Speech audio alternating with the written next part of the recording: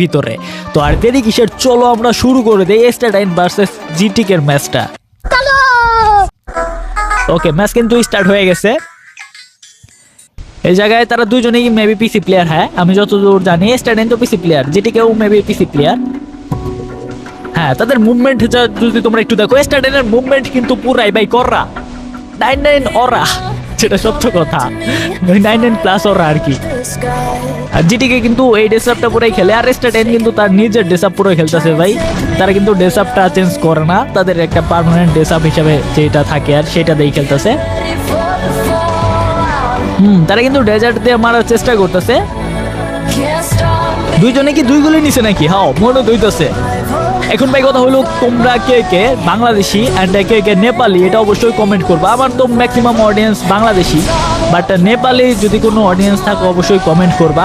And যদি বাংলাদেশি হয়েও থাকো, যদি জিটিকের ফ্যান হয়ে থাকো, তাহলে অবশ্যই কমেন্ট করবা যে আমি দেখতে চাই জিটিকের।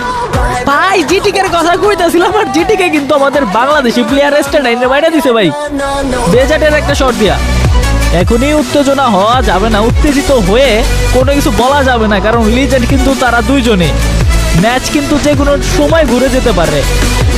আড্ডাআড্ডি লড়াইয়ে জিতবে কে এটাই দেখার বিষয়, লাস্ট পর্যন্ত টিকে থাকবে কে সেটাই দেখার বিষয়। স্টাডাইন কিন্তু এই পর্যন্ত একটা রাউন্ড জিততে পারে নাই, একটা রাউন্ডই হয়েছে। এই একটা রাউন্ডের মধ্যে জিটিকেই এক শট দিয়ে ডেজার্টের একবারে মাথার খুলি উদাও করে দিছে স্টাডাইনের।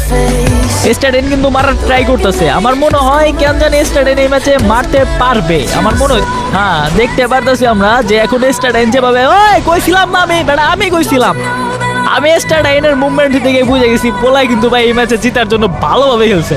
এর আগে একটু মানে থাকে না যে ভাই নর্মালি খেলি এরকম।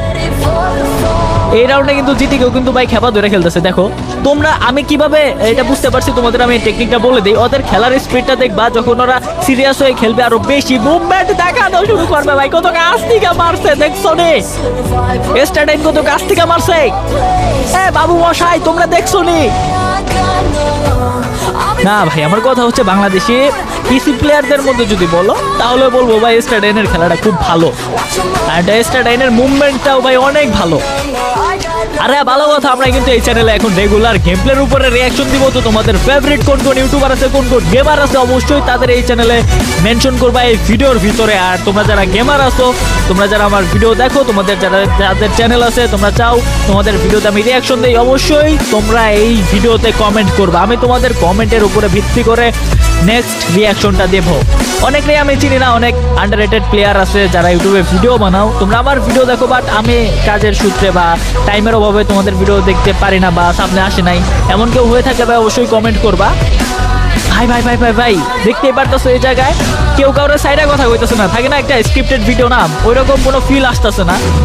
আদৌ স্ক্রিপ্টেড ভিডিও কিনা আমি জানি না, বাট ভাই মুভমেন্ট দেখে তো মনে হইতেছে না। ও রে কি মারছে।